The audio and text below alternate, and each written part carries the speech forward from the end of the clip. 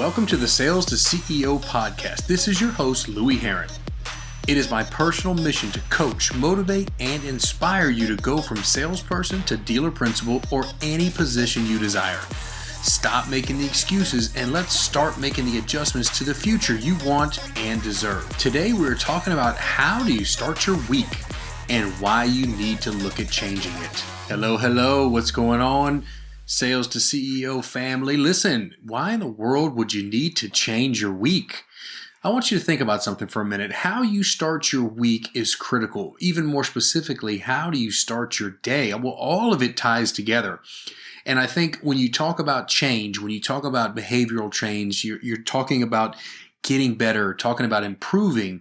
The reason why we want to change anything is to get on the other side of greatness, right? We want to be on the most successful side of ourselves as we possibly can be. So if we're talking about how do you start your week, we're talking about do you start your week in the most positive, optimistic way?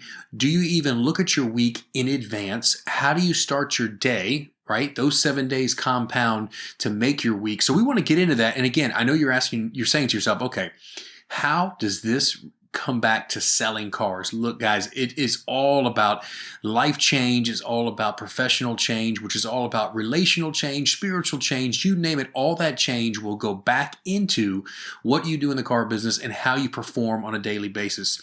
Now, guys, before we get into how do you start your week and what we need to do to change some things real quick, again, do me a big favor. Let's take this podcast, let's download it. Look, when you're done with this podcast, subscribe if you hadn't already so you can hit that notification so you can be notified when I drop another episode of Sales to CEO and how it's going to affect what you do. Let's share this with other car people. And always, guys, I appreciate everybody listening. So now let's get right into your week and how does this look? So my question is, what day starts your week, right? Think about that for a minute.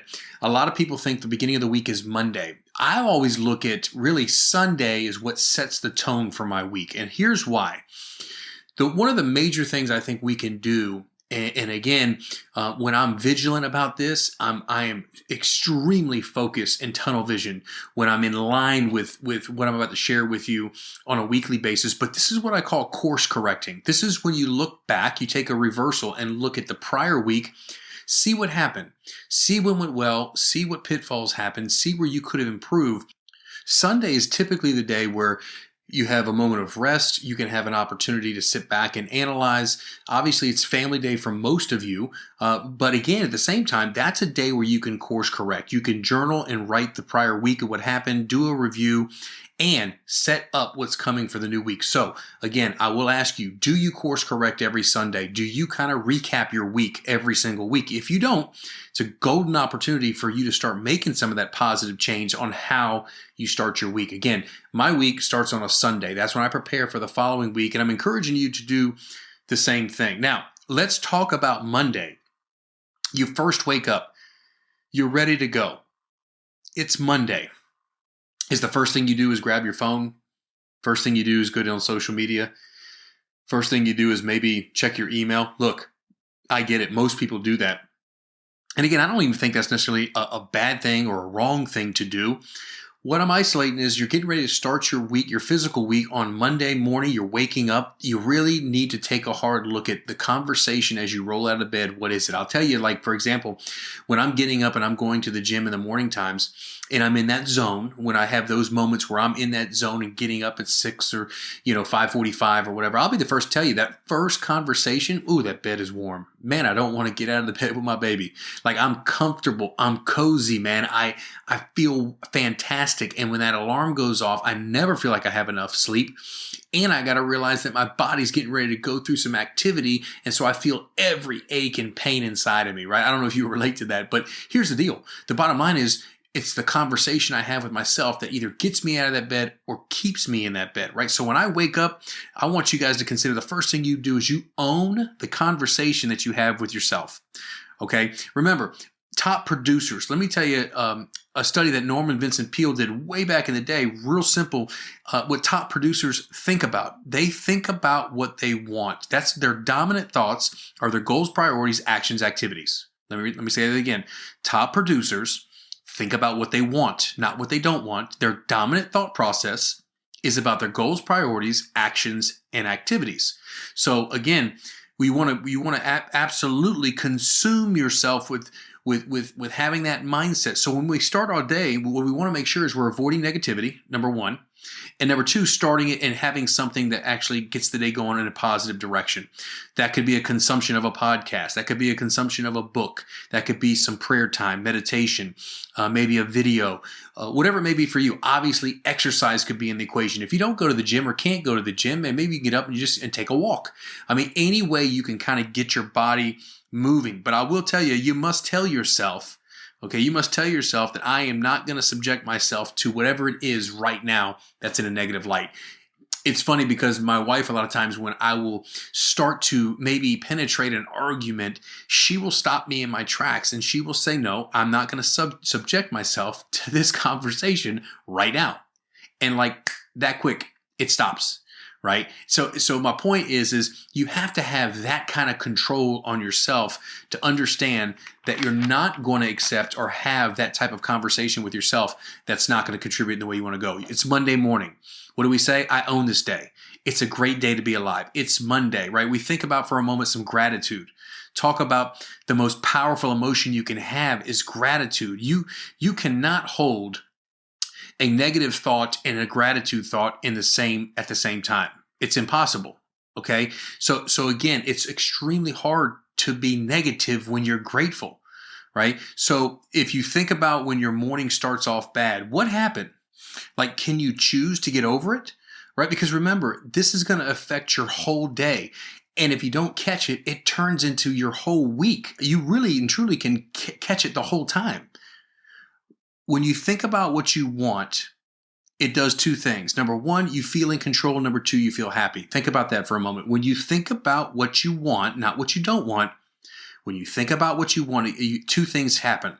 Number one, you start to feel in control. Number two, you start to feel happy. You start to generate those feelings and emotions that are propelling you towards the things that you want. If you sit down and ask somebody, give me your 5-year plan, where do you want to be in 5 years? Most people will tell you, I'm not sure. I don't know. I haven't thought about that. Some other people will tell you exactly what they don't want to have in 5 years. I know I don't want to be in the same job. I know I don't want to be married like this. I know I don't want to, I hope my kids, I don't want my kids to still be whatever age they are. I mean, they're quick to tell you what they don't want, but they're not quick to tell you what they do want. So again, those that produce, high producers, find ways to think about thoughts and things about what they do want. So let's talk about happiness for a quick second and just realize really happiness is kind of a step-by-step realization of a worthy target, a worthy goal, right? So what would be worthy? What has value? Relationships, your children, your business, your future, your purpose, your finances. These are all a worthy goal. And when you're working step by step towards that, that is what brings and creates happiness, right? So I want you to understand and isolate how much time are you spending thinking about your worthy goal? Or how much time are you spending with negative energy that's sucking the life out of you, sucking you dry? Think about this for a second. How much attention do you give to negative situations, toxic situations, versus how much time do you give thinking about your worthy targets, your worthy goals, your relationships, your finances, your health, all those things, right? Because remember, we're always moving step by step towards something.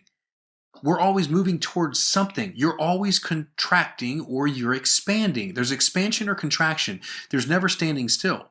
Right? So again, we're moving towards something positive or we're moving towards something negative. I know you don't see it that way on occasion, but if you stop and analyze the thinking, the thoughts, the things that you tell yourself, the conversations that you have with yourself every single day, as they relate to how you are in business, as they relate to your personal experience, I promise you, it will tell you exactly why you have the outcomes you have, because your focus it tends to expand. Right? What grabs your focus grabs you. So if you're constantly focusing on negative or something that's not a worthy target that you're shooting for, a worthy goal, guess what you're going to do? You're going to create and give yourself exactly the same thing that you're thinking. So it's very, very important. Typically unsuccessful people or people that are not happy tend to focus on things and thoughts to the nature of what they don't want or past events, right? Or things they can't change or the what ifs or the scenario sickness syndrome, right? Where they're constantly like they're in the sea of what ifs. And I like to always say to those people, well, what if something doesn't work out? Well, what if something does work out?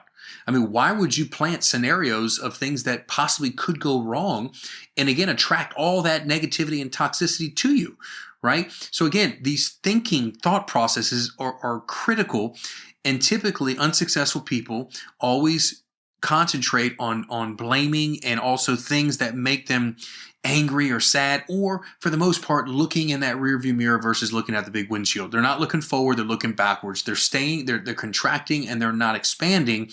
And most of the time, it's not about their talents, abilities, and skills. It's about their thinking. It's their mindset. It's their thoughts. There's a lot of talented people that think negatively. And what could they produce if they had a positive outlook, a positive expectation, a mindset of growth? Starting their week, starting again, their how they start their day, all these things making a huge impact. But here's the deal. When we come to talking about unsuccessful people having the thought process of living in the past and scenario sickness, hey, I've been there. I've been there. You've been there. The key is not to live there. I mean, I've been there before. I understand my life was not always happy or successful. I had opportunities and times where I had bad habits and was sedating my feelings and sedating the way I felt, right? Totally unproductive. So it's not like I can sit there and act as if I'm any different. So here's the deal. As we wind this down and we're talking about having a successful start of your week, number one, when do you start your week? Okay, start your week on a Sunday. What are some of the critical things you do? We course correct. We start our week on Sunday. We recap the whole prior week. And then we focus on what we can do to get better for this week, right? We review, we journal, we write. We take the time to set up this coming week. We talk about getting into the day of Monday. We're starting our week off. This goes for Tuesday and Thursday and Friday, okay? Again, there's a lot of days in the week, but there's never a someday, okay? So don't wait for someday to kick this in place. Let's get this going right away because these are things that we can do. It's an attitude thing, not a talent thing. Starting your week right, course correcting, making a decision every day to have a great attitude is a choice. It's not a talent. Right? So we got to change the way we think. We want to think like a producer. We want to talk about what we want. Our dominant thoughts are about our goals, our priorities, our actions, our activities, right? We want to consume something positive. We want to make sure we write down our gratitude list. We read something positive. We listen to a podcast. We listen to a sermon. We listen to a sales or motivational video. We just want to get our mind right. What we want to do is avoid the negativity. Right? So we course correct, we journal, we write, we review. We get our minds right, thinking on the dominant thoughts of our goals, priorities, actions, and activities. We want to have an attitude of gratitude. We want to make sure that we're constantly looking forward, right? We start the day with our conversation with ourselves that I own this day. It's a great day to be alive. And look, here's the thing.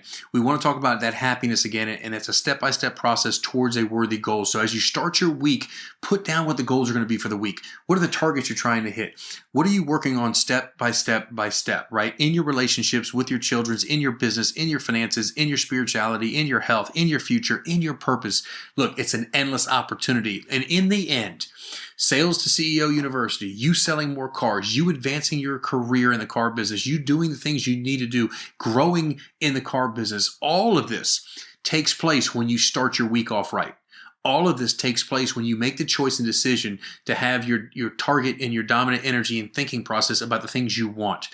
These are the things we talk about in Sales to CEO University. Guys, look, again, until the next podcast, I wish you guys all the selling, but we got to get our minds right so we can get our skills right. If we get our mindset right, we get our skill set right, we can make the money, we can advance, we can move up in the car business. Again, it's a great industry. Look, Sales to CEO podcast. Until the next podcast, guys, I'll see you the next time. Hey guys, thank you so much for listening to the Sales to CEO podcast. Look, real simple. Do me a big favor. Number one, I'm totally grateful you took the time to listen, but share this, like, subscribe. This is how we build our network of growing people in the car industry to the next level. Again, like or share or subscribe right now. Until the next one, great selling, and let's go to the next level.